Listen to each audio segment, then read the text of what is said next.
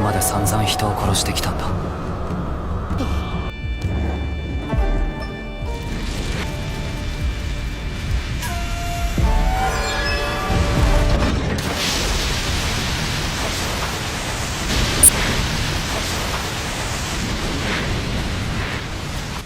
どうして死なない？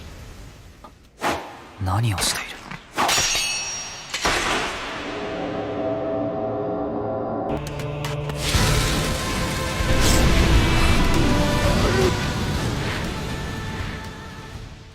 ？Film dimulai dengan menunjukkan kepada kita eksekusi yang gagal. Pada zaman Edo, para tahanan dieksekusi dengan cara dipancung. Algojo menggunakan katana tajam, dan bersiap mengeksekusi seorang narapidana. Tetapi, leher narapidana tersebut tidaklah putus, meskipun telah ditebas berulang kali. Tokoh otoritas juga tampak menyaksikan keajaiban ini. Hingga pada akhirnya, leher si terdakwa masih tidak putus, dan malah membuat katana si Algojo yang patah. Hal itu membuat semua orang yang menyaksikan sangat tercengang. Terdakwa tersebut juga bertanya-tanya dalam hati, kenapa dirinya tidak bisa mati. Padahal, dia tidak memiliki ketertarikan lagi untuk hidup. Terdakwa ini ternyata juga telah membunuh ratusan orang dalam hidupnya sejauh ini. Membuktikan bahwa dia bukanlah manusia biasa.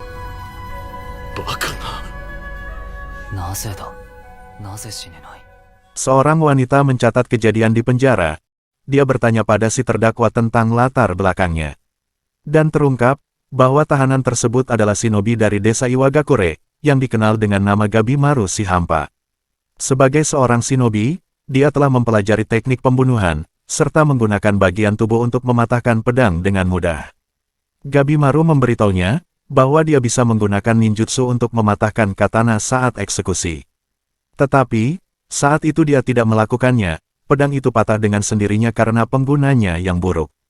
Wanita yang mencatat memintanya untuk menunjukkan salah satu ninjutsunya, tapi Gabimaru menolak. Gabimaru juga menceritakan, ketika eksekusi pemenggalan gagal, dia diproses menggunakan metode berbeda, yaitu dibakar di tiang pancang.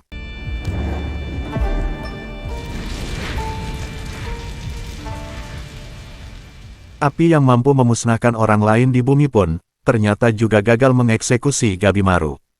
Hal itu membuat sipir frustasi.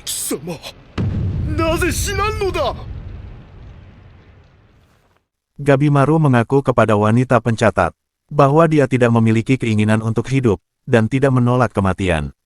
Wanita ini pun memintanya untuk menceritakan tentang masa lalunya. Gabimaru memberitahunya, bahwa orang tuanya dibunuh oleh kepala desa Iwagakure, dan Gabimaru kecil dirawat oleh kepala desa tersebut, untuk digunakan sebagai pembunuh olehnya. Lalu alasan dia bisa tertangkap, karena keinginannya yang mau meninggalkan desa. Hal itu membuat rekan-rekannya mengkhianatinya saat menjalankan misi.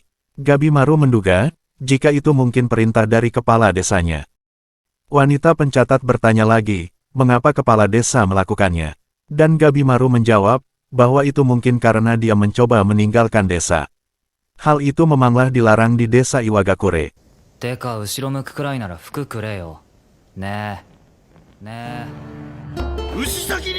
Di pagi hari, petugas mencoba mengeksekusi Gabimaru menggunakan banteng. Di mana banteng akan berlari berlawanan arah, dengan kaki Gabimaru yang diikat pada kedua banteng tersebut, sehingga akan membelah tubuh si terdakwa.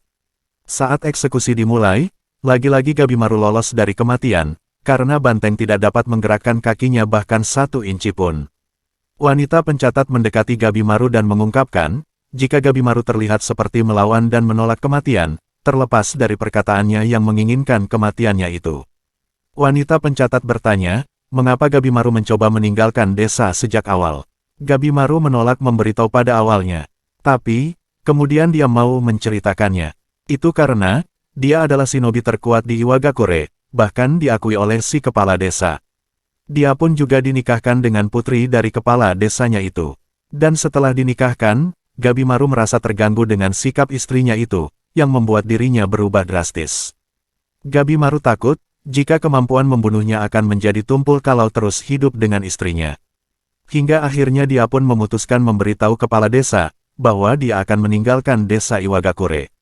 Saat itu kepala desa mengizinkannya, tetapi, dia meminta Gabimaru melakukan pekerjaan terakhir untuknya. Saat menjalankan misi terakhirnya itulah Gabimaru tertangkap. Dia bahkan sudah curiga, jika kepala desa yang menjebaknya. Tapi, dia lebih memilih pasrah dengan penangkapannya, karena, meskipun dia meninggalkan desa, mungkin semua shinobi Iwagakure akan memburunya, atas pilihan bodoh yang ingin meninggalkan desanya. どうだ、大した理由じゃなかろう。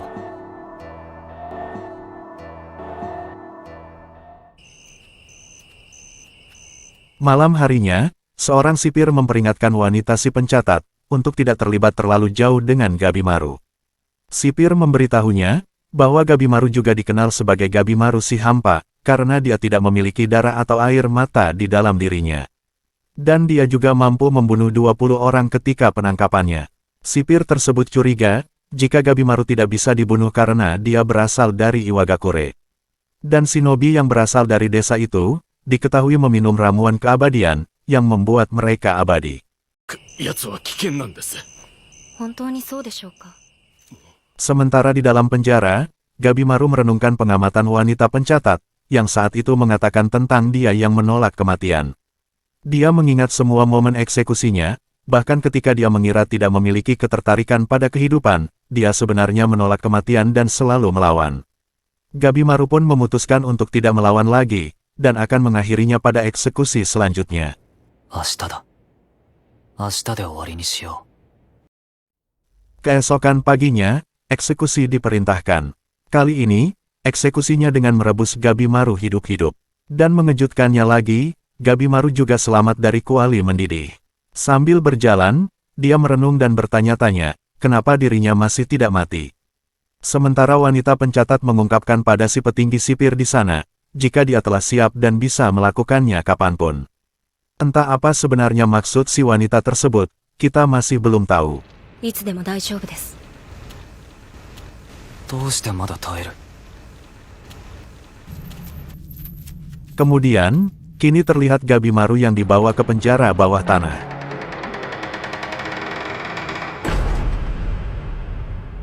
Ternyata, Gabimaru dipertemukan dengan si wanita pencatat oleh para sipir. Petinggi sipir memberitahu Gabimaru, jika wanita yang mengawasinya bukanlah orang biasa, melainkan seorang algojo klan Yamada Asaemon yang dikirim dari kerajaan Edo. Wanita tersebut bernama Sagiri dari Yamada Asaemon. Yamada Asaemon sendiri adalah sebuah klan yang telah mengabdi selama beberapa generasi. Mereka ditugaskan untuk menguji pedang, serta menjadi seorang algojo yang telah terlatih.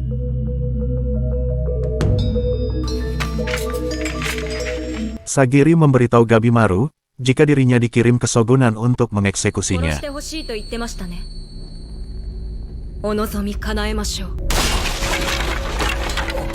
この女、本物。 Sagiri mulai menyerang Gabimaru, tapi Gabimaru berhasil menghindarinya, dan kali ini dia benar-benar bisa tergores oleh pedang Asaemon Sagiri. Sagiri bertanya, mengapa dia menghindar, padahal sebelumnya dia mengatakan menginginkan kematiannya. 死ねとのか。 Sagiri menyerang Gabimaru lagi untuk kedua kalinya. Dan lagi-lagi dia menghindar, merasa dirinya kali ini tidak ingin mati. Tapi, dia masih tidak mengetahui alasan di balik keengganannya untuk mati itu. Sagiri kemudian membuat Gabimaru sadar, akan kebohongan yang terus dia katakan pada dirinya sendiri. Yaitu kebohongan, tentang dirinya yang tidak memiliki keterikatan pada hidup ini. Karena setelah mencermati sejarahnya, Sagiri yakin, jika Gabimaru masih ingin hidup, karena keterikatan dia yang mencintai istrinya, dan masih memiliki perasaan padanya. Pernyataan Sagiri, membuat Gabimaru teringat kenangan saat masih bersama istrinya. Dan setelahnya, Gabimaru tampak marah dan mulai menyerang Sagiri. Menyatakan, jika dirinya adalah Gabimaru si hampa, yang tidak memiliki keterikatan dengan kehidupan. Tapi Sagiri kembali mempertanyakan, mengapa Gabimaru membohongi dirinya sendiri. Padahal pernyataannya memang benar, jika Gabimaru tidak mau mati karena keterikatan dengan istrinya. Mendengarnya, Gabimaru kembali marah, dan mulai mengingat kembali kenangan bersama istrinya. Saat itu, Gabimaru meratapi dirinya dijuluki si hampa, karena terbiasa dengan hal-hal buruk. Tapi, istrinya menyangkalnya, jika Gabimaru adalah orang yang baik, karena dia tidak merasa jijik dengan luka yang ada di wajahnya. Di desa Iwagakure, perempuan hanya dianggap sebagai wadah untuk melahirkan. Wanita tidak mempunyai pilihan lain di sana.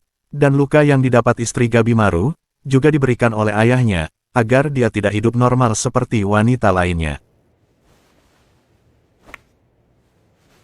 Lalu, kini terlihat Gabimaru yang masih bertarung melawan Sagiri. Dia lagi-lagi mengingat masa lalunya yang ingin hidup normal, menafkahi istrinya tidak dengan cara membunuh orang. Saat itu, Gabimaru merasa mungkin kepala desa akan mengerti, jika itu demi putrinya. Tapi pada kenyataannya, kepala desa justru menjebaknya dan membuat Gabimaru tertangkap.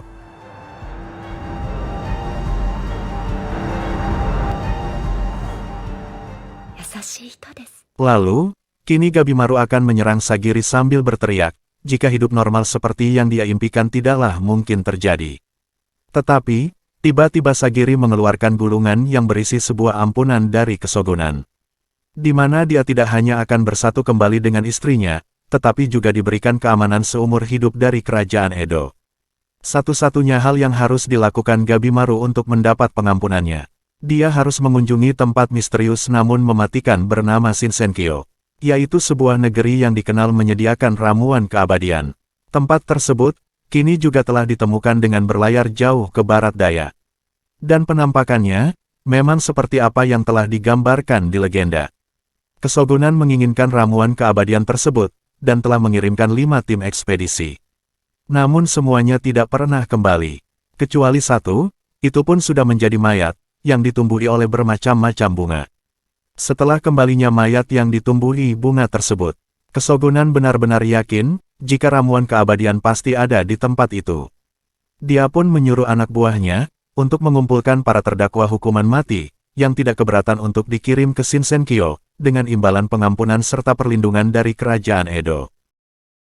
Dan Sagiri mengungkapkan, jika motif utama di balik mengunjungi penjara, justru untuk menemukan kandidat yang memiliki kemampuan, dan keinginan kuat untuk hidup, serta dapat membawa ramuan keabadian tersebut. Sagiri juga menceritakan saat perjalanannya kemari. Dia mendengar jika istri Gabimaru masih hidup di desa Iwagakure. Setelah Gabimaru ditangkap, dia menutup diri dan tidak berbicara dengan siapapun, seperti percaya jika Gabimaru pasti akan kembali. Sagiri menawarkan Gabimaru untuk dikirim ke Shinsenkyo, karena hanya itu satu-satunya cara agar dia bisa kembali pada istrinya, dan hidup kembali bersamanya. Mendengar itu, para sipir penjara tidak terima, dan berniat akan menghalangi Sagiri untuk membawa Gabimaru, menyuruhnya untuk mencari lagi saja penjahat lain. Sementara Gabimaru, sambil meneteskan air mata, dia mengeluarkan ninjutsu apinya.